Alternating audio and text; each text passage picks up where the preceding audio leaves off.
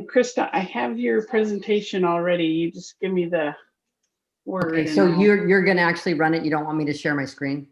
Oh, no, you can share your screen. Go Okay. right on ahead. That way you don't have to play Vanna and advance my slides for me. But Patty is very good, Vanna. got next slide, please, down to it.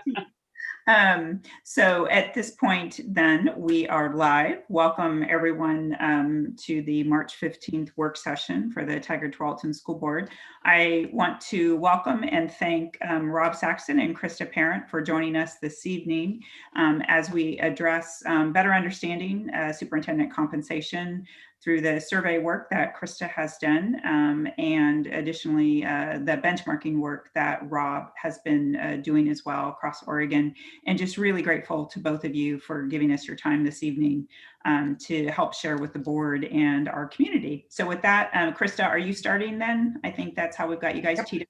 Yep. Excellent. And I do want to acknowledge Dr. Riki Smith will be joining us. She is working right now with Congresswoman Bonamici and want to recognize that important work as well. So with that, Krista, thank you so much and take it away.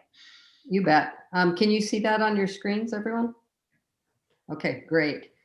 So my name's Krista Parent. I work for COSA. This is almost the end of my third year at COSA as the Director of Executive Leadership and Licensure, which means I mostly work with superintendents and support superintendents at all levels. And then I also do our licensure program for aspiring administrators as well.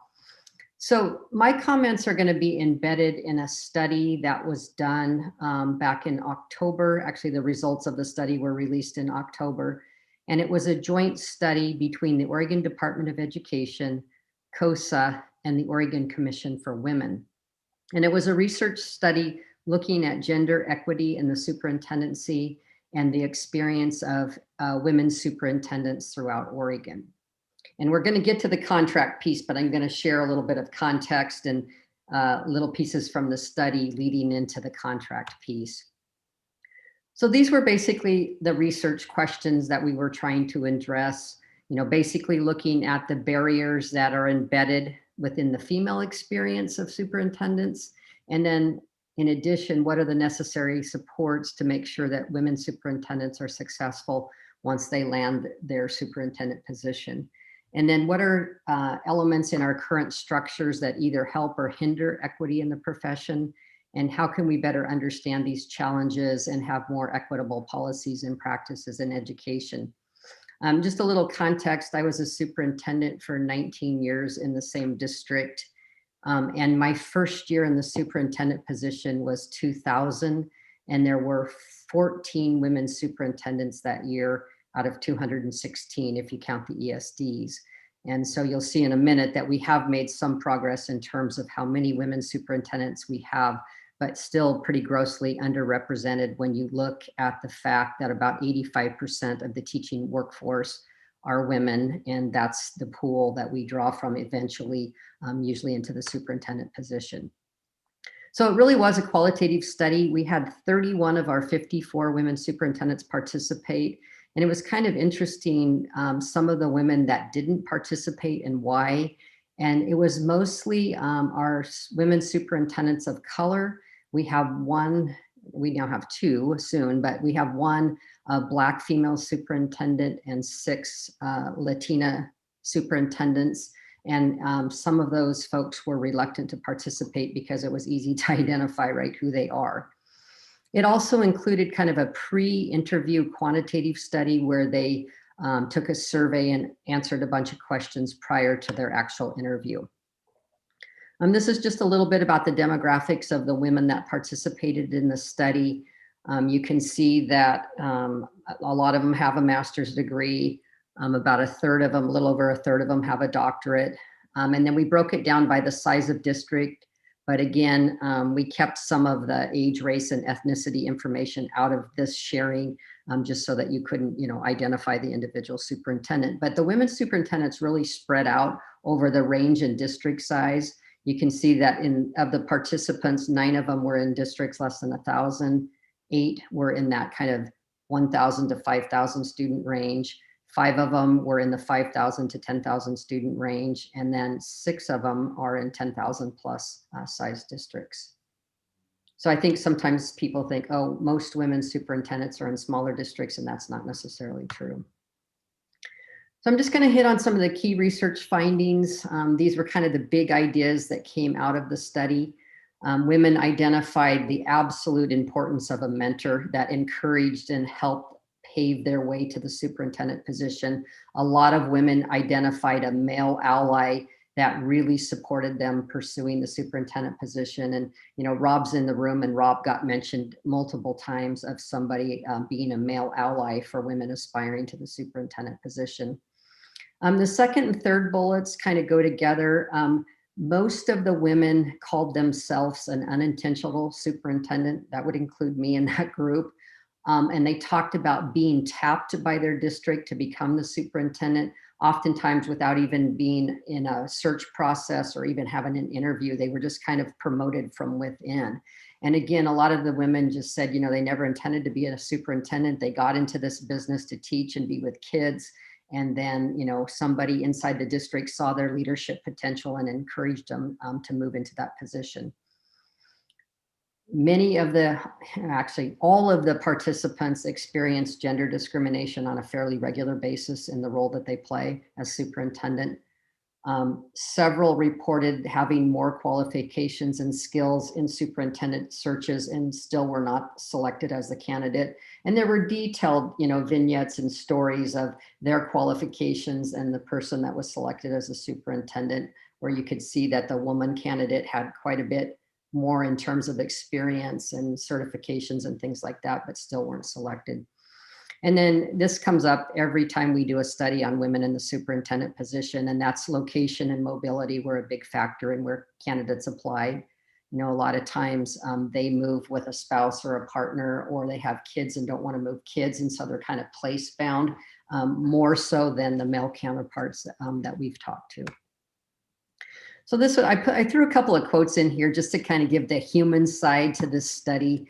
I thought this was, you know, kind of a sad quote and also pretty telling about the women that participated. This woman said, "I felt half naked." This was after she got the results, and we shared the results with all women superintendents in Oregon. Started to cry and said, "The report is super important, and I wonder how many of us are going to, quote, go down over it.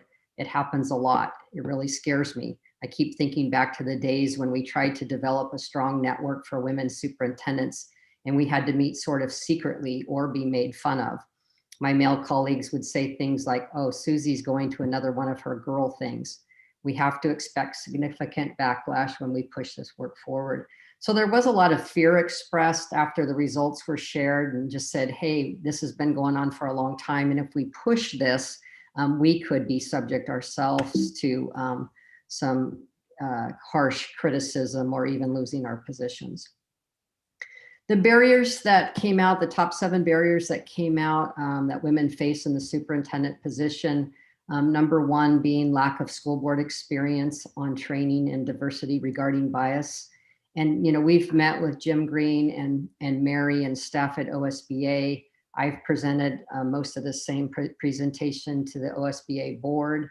That's where Maureen heard it for the first time. And they really want to be a partner in this work with us as we go into another phase, which I'll tell you about in just a minute. Prejudice stereotypes, overt exclusion, and ability to network. We had some kind of laughs in terms of stories about a woman superintendent in a particular region where all the male superintendents got together on Friday nights and drank whiskey and played poker.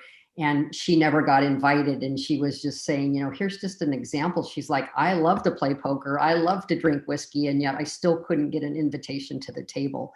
So those were some of the examples. That's kind of a funny one, but of how they're kind of excluded, and it really decreases their ability to network with other colleagues. The age-old workload balanced with family responsibility was identified as a barrier. Microaggressions and toxic situations, systemic undermining, and then compensation, which we're going to elaborate on here in just a few minutes. Here's just another quote from one of the participants. "I'm the first female superintendent in this district. I was hired by an all-female board, and that was a first for this district. I feel an obligation to be good, not just good, but better at my craft than those around me. I'm constantly looking for ways to improve my skill set because I realize if I don't get this right, that people will immediately go to gender, not to the fact that I didn't think through what I should have thought through. There is also a great weight that comes with that, but it also energizes me. This is just a little bit more about the demographics of our women superintendents in Oregon.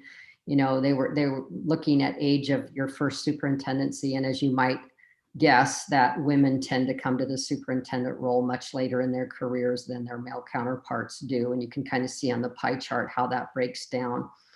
And then this quote up in the upper right corner here just talked about some of the challenges that women faced right away when they took on these roles.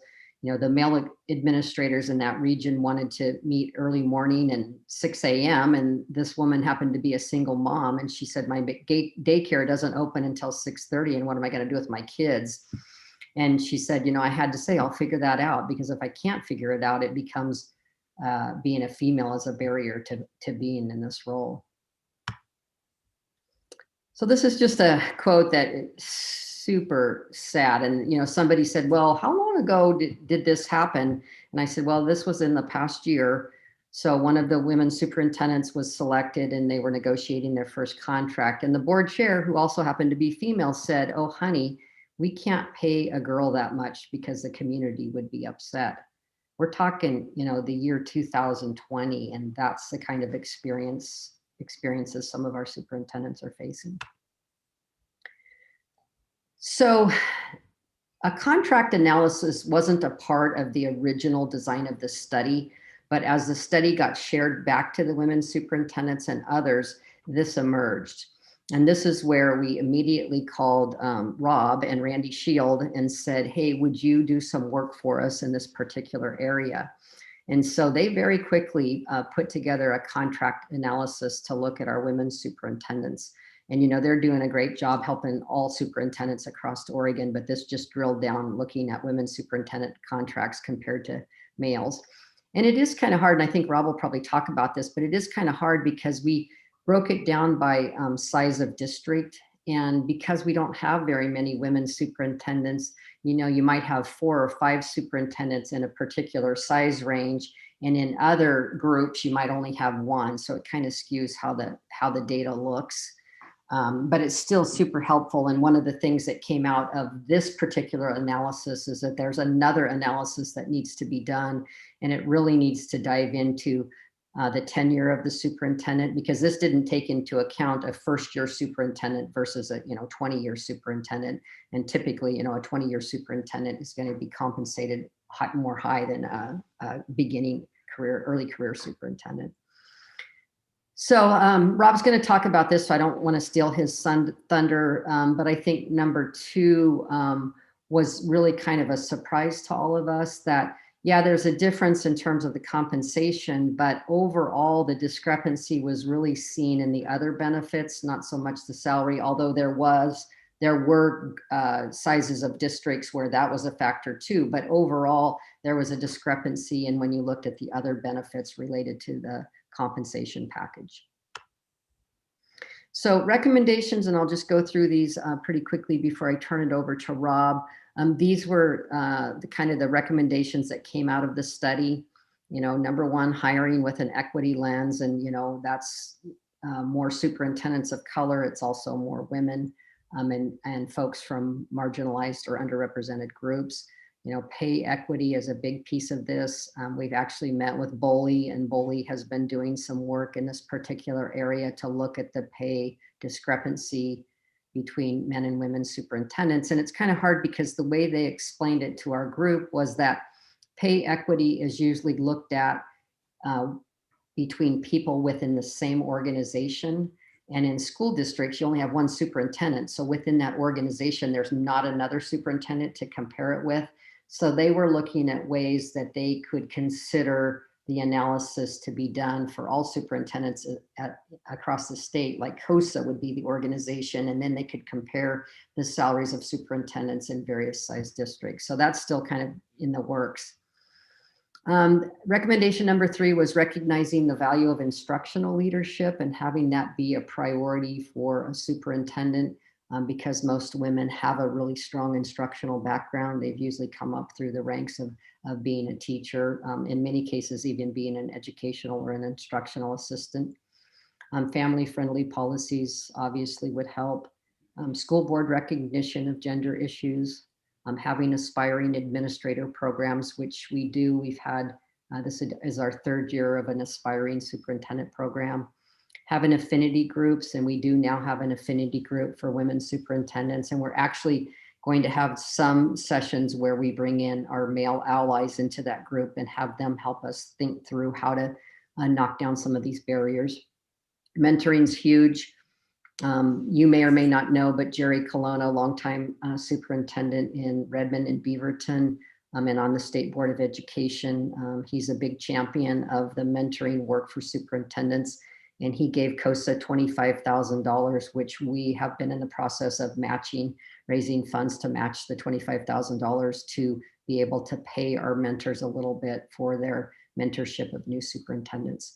Right now, what we've been doing for the last 3 years is just going out and asking all of our, old colleagues, would you be willing to mentor a superintendent? We can't pay you anything, but can you be on call 24/7 for them?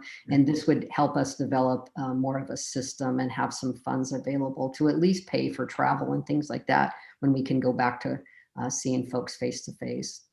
And then the final recommendation here is around including other women leaders in a next wave study to look at women in principal positions. We know that there are very few high school women principals as well, and we want to look at their experiences and see where there's learning to be had there. And then also school board members. And when we met with OSBA, we've talked about having a convening with women superintendents and women school board members and talking about some of the issues that both groups face and how to share learning across those two kind of roles. I'm not going to go into detail on this, but this is kind of all the taking action ideas that we've been engaged in since this report was released last October. A lot of work talking to OSBA about it, a lot of work in trying to get our women supported and having networks that they can go to. And we've met every month since October with all 54 women superintendents and had a variety of topics that we've engaged in. One of them was Rob and Randy sharing the results of the contract analysis. So you can have access to the full study as well. It's available. It's much more detailed. It's in a narrative format and much lengthier than what I presented here to you today. But I do want to turn it over to Rob to take it to the next step in terms of what they found in terms of the contract analysis. And then Maureen, whatever you choose in terms of asking questions, we're available to do that as well.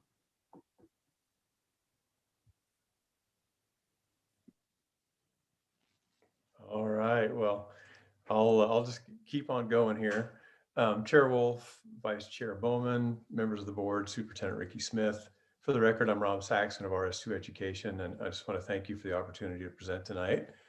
I'm going to talk a little bit about the superintendency and the state of the superintendency in general in Oregon, and then a little bit specific about compensation and some about Dr. Sue Ricky Smith's compensation as compared to some of the other superintendents of districts of similar size. So yesterday, I received an email from a really well-respected Oregon superintendent, and it opened with, "Hey, Rob, hope things are well. Looks like you retired at the right time. I may go build a cabin in the woods, never to be seen again after this year." And I thought his comment was sort of humorous. I mean, I enjoyed it and I understood where he was coming from, but I also find it really representative of the communication I'm getting from lots of my former colleagues. I don't think I've had a conversation with superintendent anymore when they haven't told me how challenging things have become, especially over the last year, but over the last several years. And I really think as leaders, they can't whine. They certainly can't whine in public. And so I thought maybe I would whine for them just a little bit in public. So over the past 20 years, the average tenure of a superintendent in Oregon is approximately 2.9 years. That's how long they stay in the job. at any specific district. And in fact, over the past 6 years in Oregon, we've had 120 new superintendents. And I'm so thankful that COSA and Krista have put together the new Superintendent Academy and do the work that they do with those folks and to provide them with mentors and that kind of thing to give people an opportunity to be successful, at least a better opportunity. And I'm just really worried about what's going to happen over the next few years. And to be fair, you know, superintendents seek to be put into a position of leadership in a job and an endeavor that people really care deeply about in education. It's an important job, and they lead organizations that actually help create our future. I think the work has always come with a certain set of expectations and points of tension. Like, you know, typically it was, how do you teach reading or how do you teach math are typical tension points. Or you could have science and religion as a tension point, or sex education, or balancing working conditions and student needs with limited resources. Those are all sort of examples of typical tension points that superintendents have dealt with. Certainly I did during my tenure, some of those in Tigard-Tualatin. But over the past few years, there have been some new tensions that have shown up that have really become huge flashpoints. Anything that's deemed political. And it's really hard to figure out what's going to be deemed political. I never thought that masks, if you wore a mask or not, would be something that would be deemed political, and apparently it is. And those things have all become flashpoints. Are you a conservative or are you a liberal is a flashpoint. Issues related to gender, issues related to race, issues of equity, they all come loaded. They're just powder kegs, and they all have trip strings that trip up superintendents no matter which way they go. They can turn to the right, they can turn to the left, they can go forward or back. All of them have trip strings that are going to blow things up for certain parts of the population that they represent. And then we have the broad use of social media that can mobilize a mob with the truth or with a falsehood in an instant, right? All those things have, I think, combined together to make the job just a lot more difficult than it was previously. And then we add in the immense challenge of COVID into the mix over the last year. So I watched superintendents this summer give up all their vacation time and spend time planning down to the smallest detail exactly how school was going to reopen, only to have the rules changed about how school was supposed to reopen about 5 different times before school could actually reopen. And their local communities thought that they couldn't get it right and blamed them constantly for all of the changes that were taking place, when in reality, most of those changes were dictated out of the governor's office because of the state of COVID and the fact that none of us really understood how this was going to happen, how it was going to roll out, what was going to be expected, and what the issues were going to be. So I saw lots of people take a bunch of heat on that. Then they had decisions to make, like, where are teachers going to teach from if they're teaching online? Are they going to teach from home, or are they going to teach from their classroom? What's the expectation going to be? How do we make sure that all the students have internet connection, and that children who have food insecurity are going to have access to the food that they need? How do we go about delivering limited in-person instruction? What does hybrid instruction really look like? And then, even now, can we simulcast teachers from the classroom to online learners while other students are in the classroom learning? When can athletics start turned into a big flashpoint? And when can students actually come back to school because we really want them to, or we really hope that they can't? Those things are all things that have happened over the past year. And you can see why my friend wants to go into a cabin, never, in the woods, never to be seen again. And so, I just wonder what the superintendent tenure number will dip to over the next couple of years, because every superintendent that I talk to, and there are lots of these, have told me that they don't intend to work as long as they had previously. Most of them say, I've got 2 more years in me, or I've got 1 more or 3 more, but there are quite a few who are saying, I'm going to work 1 more year because I don't want to end on this year. And while there are lots of talented educators, the superintendent talent pool is really shallow. And people are working like crazy to get there, and they're getting quite a bit of help where it can be provided, but it's very concerning to me. And, I know that districts and boards and communities want their superintendents to be brave. They want them to take a hard ethical line if a hard ethical line is needed. And they want superintendents as their CEO to do the right thing. But as the CEO, the superintendent has fewer job protections than any other employee in the district except substitutes. And especially in their first few years on the job, they typically have very few job protections.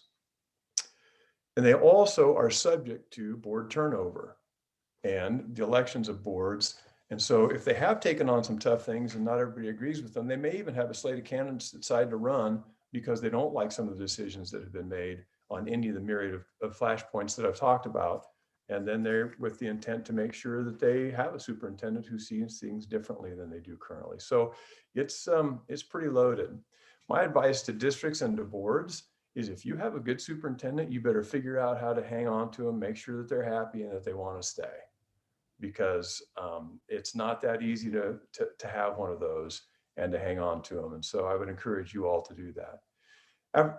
Over the past 3 years, more to the point here on presentation, myself and my partner, Randy Shield, and Randy was the superintendent in Tillamook for 18 years. He's Oregon Superintendent of the Year, I think in 2017, and just a really well-respected person, thank goodness, because at least one of us needs to be.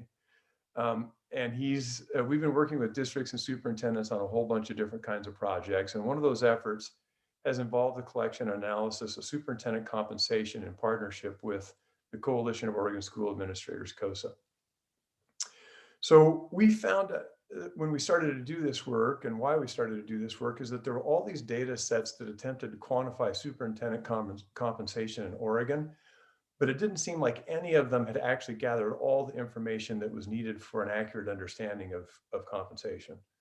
And so in our effort, we worked with COSA to contact every single superintendent in Oregon and requested an actual copy of the current contract.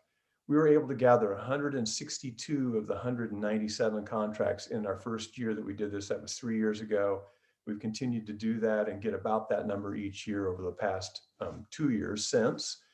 Only 3 of the 100 largest districts in the state haven't provided us with the requested information, and we don't public information request that stuff. We want it to be people who want to participate in the work that we're involved in. And so that's what we have. So if we're absent contracts, it typically is in the very, very smallest of districts, and lots of those are part-time superintendent, part-time principal kinds of positions. And then we read through each and every contract and collected details from language, compensation, evaluation, termination, and other expectations.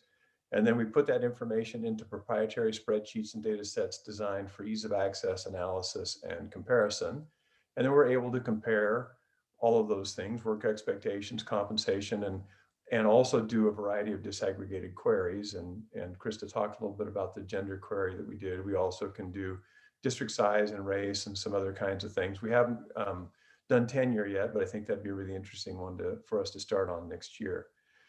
And for Tigard-Tualatin specifically, I took a look at your superintendent contract language and the compensation that Superintendent Ricky Smith has compared to the 10 school districts that are most similar in size to Tigard-Tualatin. And they include the districts ranking from the 4th largest district in the state to the 14th largest district in the state. And just to get real specific, they are Hillsborough, which is 4th largest, Bend-Lapine, which is 5th largest, and then it goes on to North Clackamas, Eugene, Medford, Gresham-Barlow, Reynolds, Springfield. David Douglas is number 13, and Westland-Wilsonville is number 14.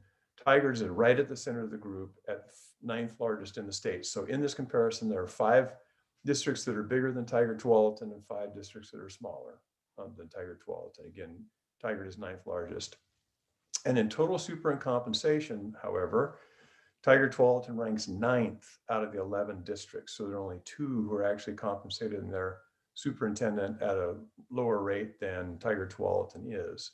And in fact, when I take those 10 districts and do an average compensation for the 10 districts, there's a gap that exists between average compensation of that whole group as compared to Tigard-Tualatin of about $26,000 a year. So, in our estimation and the work that we do, we would say that Dr. Ricky Smith is making about $26,000 a year less annually than she ought to. And the gap just to offer some other ways to look at it, the gap between the highest compensation in the group of 11 districts and Tigard-Tualatin is about $72,000 annually, which is a really big gap. And so with that, I would be happy to answer questions that you have. There are some times we get into things that I can't answer because we've made some promises to superintendents about what we would share publicly or not share publicly. And so there's probably some things I can't answer. But for the most part, I'll do my very best to answer questions, or I'll just tell you I can't tell you that. So first, I want to thank you both for sharing your expertise, the work that you've done. And I just want to be clear that this was an interest of the board to set this work session up. I think really understanding the work that Krista's done around gender equity and seeing that data, hearing those perspectives, that we get to take this as an opportunity to have that conversation, I think is really important as board members and locally, and then Rob as well, given his knowledge and expertise around the contracts. But anyways, I just wanted to say up front, and with that, board members and Ellie and Rowan, certainly if you have questions as well, just open it up to the floor. Rob, I have a question because Krista's work pointed out that the biggest discrepancies were in the non-compensation features. Is that something that you were able to look at in the 10 districts that you compared? Okay, I'm cranking this up. I apologize. I couldn't hear you very well. Could you? Oh, sorry. I'll get closer. Thanks. Since Krista's work pointed out that the non-compensation items were the bigger or more significant thing that was different between the female and the male, I'm just wondering what you found with comparing Dr. Ricky Smith's contract with the 10 that you brought to the table. Got you. Okay. So the things I think that she was talking about were things like car allowance and TSA and some other things like that. And so, yes, what I can tell you the gap in averages, if that's okay. So gap in average on travel allowance between Dr. Ricky Smith and the other groups on average is $1,740 on travel. And then on TSA, the gap is, how quick can I do math? I was a high school math teacher, about $4,860. She is lower on both of those. And then on technology stipend, she's about $1,200 a year lower than the average. So on each of the things that are sort of other kinds of compensation besides salary, she is lower, which is very which was very common when we looked at female superintendent compensation as compared to male. Very interesting. So, Rob, thank you. If I were to add that up, then that looks like it's about $8,000 roughly. So would I add that then to the $26,000 gap? No, the work. Thank you. Great question, Board Member Fox. The work that I had done was around total compensation, so I was using salary and all those other things combined to get to the $26,000. Okay, thank you for the clarification. And one of the things that you should know is that all of my numbers are PERS adjusted. And so when you look at these numbers, there are some districts that pick up PERS and some that do not. And so there's a 6%, roughly 6% difference for PERS. And so in order to compare apples to apples, we've adjusted for that 6%. I just want to make sure that you know that.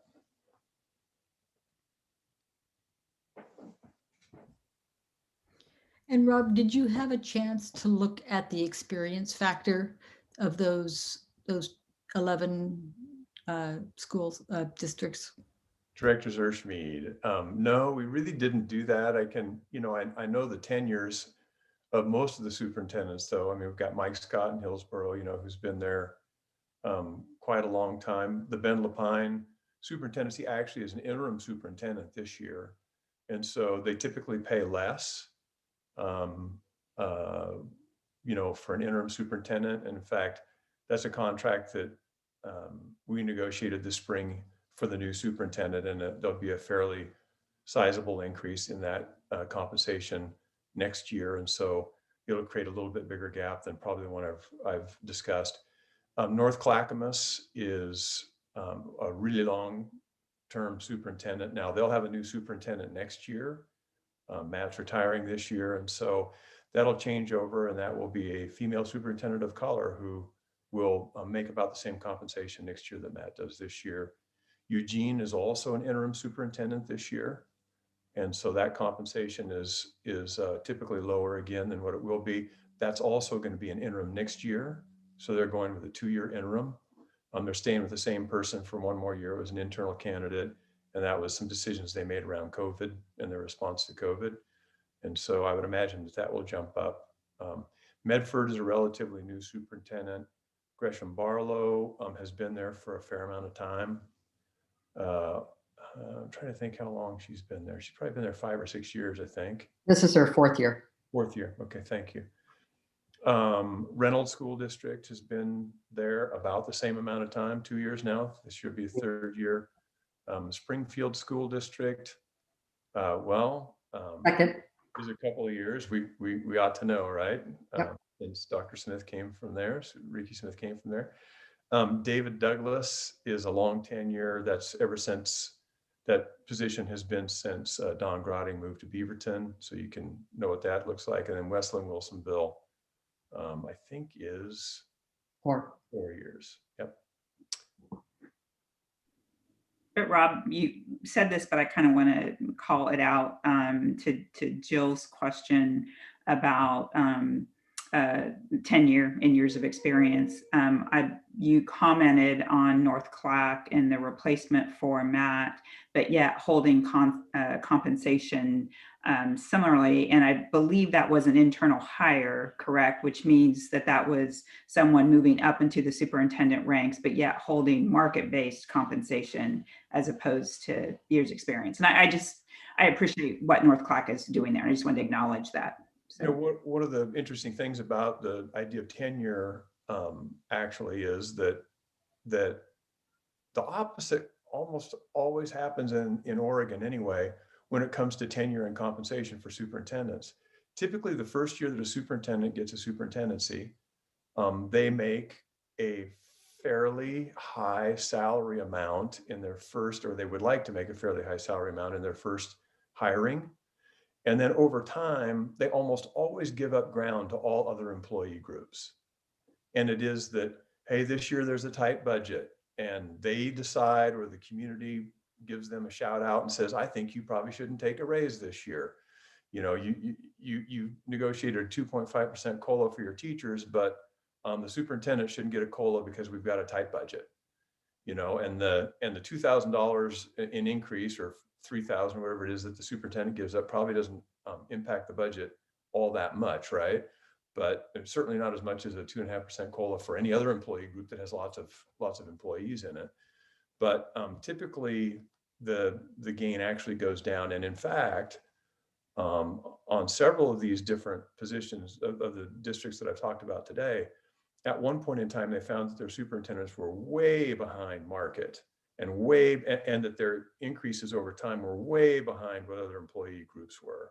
And then they had to figure out how it was that they were going to catch the superintendent back up, because otherwise they're going to lose them to another place. So what happens a lot of times is you'll see these superintendents who are in a position, and politically people don't think they can increase their compensation. So the superintendent leaves the district to go someplace else to get paid what they probably ought to be being paid in a market condition. And then the board has to turn around and hire someone into that position and pay them more than the person who left. And in the meantime, they've lost a good superintendent, they've lost momentum, they've lost a lot of the philosophy and thinking that came with that really had the district in a good place. And what we've been able to do, Randy and I, in several instances, is figure out ways to fix that, typically with a variety of different ideas about how compensation can increase for a superintendent.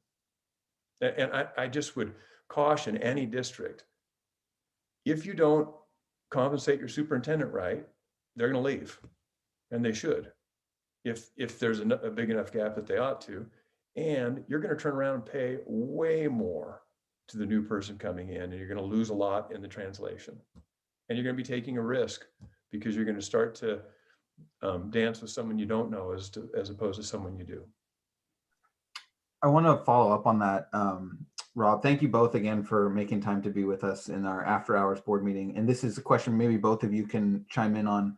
So noting the structural differences you just talked about in terms of how teachers and classified contracts, are you seeing districts doing creative things to sort of account for that and design for that in contracts? So they do sort of look similar. And do you have any thoughts or recommendations on how we should think about that? Because, you know, there's the overall compensation piece, which you can look at year to year. But if you want to take a longer look, what are some strategies that you would recommend? Well, one of the strategies that we found, I apologize, I got up to all of a sudden the sun is shining in the back of me. I just don't have a halo, I promise you. So anyway, as well, you know. So one of the things that we've found is that everybody gets step typically. Principals typically in a larger district get a step. Certainly teachers and classified do, and superintendents typically do not. And so one of the things that we found is that if we can recognize that when superintendents have longer tenure in the district, that they're more capable of leading that district than they were when they first arrived, that a step makes sense. And by adding steps into a contract for superintendents, ones that make sense, you know, like at the renewal of a 3-year contract, for example, I think is a really good time. They've successfully completed one contract. Now they're headed into another contract. They're no longer a newbie in that district at the end of year 3. But if you can negotiate a step into the contract, it makes a lot of sense, and it can get them back to a place that's common. Another way is to look at the other kinds of compensation that can end up in some superintendent contracts and increase that as compared to just raw salary. So those are a couple ideas. Couple more too, Ben. There's some pretty creative stuff going on nationwide. And one is to actually create a salary schedule for the superintendent. Everybody else has a salary schedule basically in the district, and you can index those salary schedules off of one another. And in districts that have done that in Oregon, they did that because when they looked at the per day rate for employees in their district, a lot of times the superintendent was making less per day than many other leaders and high-end teachers in that same district. The other thing that does with a salary schedule is, you know, in some ways it's honoring longevity in a district. And it also takes the pressure off of having that always be the centerpiece of the negotiations that have to happen. You know, it's an uncomfortable position for a superintendent, and for women superintendents in particular, to have to go in and advocate for themselves. You know, they're more reluctant to do that advocacy. And so that kind of takes that piece off the table by having a salary schedule. There are many states that also set the parameters around superintendent salaries, especially in terms of length of contract. When they heard how it is in Oregon, where, you know, it could be a 1-year contract, you know, up to a 3-year contract, there are many states that automatically have a set 4 years of a contract. And if it's anything less than 4 years, they can only call the superintendent an interim. And then there are also lots of creative ways about giving incentives for a superintendent to stay in the district, you know, that are compensation, but they're not salary, you know, they're not a part of the base salary as well. That's really helpful. Thank you both for that. And yeah, it's sort of important to acknowledge, and, you know, Dr. Sue is sort of sitting here listening to this conversation take place, which certainly doesn't happen at my day job when we're talking about, you know, these kinds of things. So this is a unique situation, and I appreciate having the outside perspective to help us have full context as a board. Our national organization, AASA, does a really good study every year, and they drill down into all kinds of details. The stuff that they were looking at 10 years ago is really different. And we have that report and the presentation that they did in San Diego about a year ago, and it has this whole list. I think it's about 4 pages of just creative ideas about ways to keep your superintendent, especially when you have somebody really good. So Rob or Krista, just question about just the trends in terms of our culture and how hard this job has become. What can districts do, if anything, to, because I see Dr. Sue working all the time. I mean, every day, whether it be Christmas Eve or New Year's Day or what have you. And let's face it. I mean, lifestyle would say, I don't want that, right? So, are there anything? So many of these things sound external, but do you have any ideas about things we can do internally, within a district or as a board, to help make it more attractive or to put boundaries? Do you have any thoughts or ideas around that?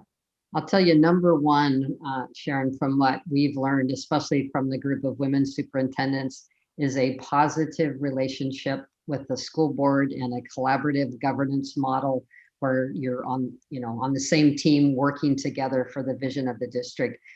You can ask any superintendent in Oregon, and the number one thing that'll drive them out is a board that's fractured and isn't willing to learn and grow together. So two things come to mind for me. One is make sure that you make your superintendent take some vacation. Really and truly, I've asked superintendents this year, how many days of vacation have you taken? It's shocking how many say 3 or less. And so, make your superintendent take some vacation. Make sure they have enough vacation days to start with. I was speaking to a board the other day, and they were going to have 15 days in the contract. So, and that includes winter break and spring break, right? So, you have to take those days count against the 15. Make sure that they take some, and that when they do take some, that some of those days are electronics free. Either they've gone someplace, or you just tell them, you can't, it's turned off. We don't want to hear from you. And there's nothing that's going to happen that we want to hear from you about. So that's one. That's been really hard this year, because the day before winter break, out comes new rules about COVID, right? And it was scheduled for the day before spring break for some new rules to come out about COVID, but I think they've now moved it to the day after spring break. So that's good. And then the other one for me is, I found this for me personally, the goal setting and the strategic planning that the district does is incredibly important. And if there is something that has the potential to be controversial, that there's been a thorough discussion of it, and it's placed in the strategic plan and or the goals of the superintendent on a yearly basis, so that the board basically has said, it's our expectation that the superintendent gets this work done. And then when the superintendent carries that work out and somebody says, why did you do that? You can say, no, we agreed as an organization that was the work that I needed to get done. Especially right now in this day and age, around the idea of equity and gender. Those are really important to have specifics, and for the board to be very specific and very upfront and brave about what it is that they intend to have happen for the district, so that when the superintendent carries that work out, it's clear that they're actually executing the will of the board.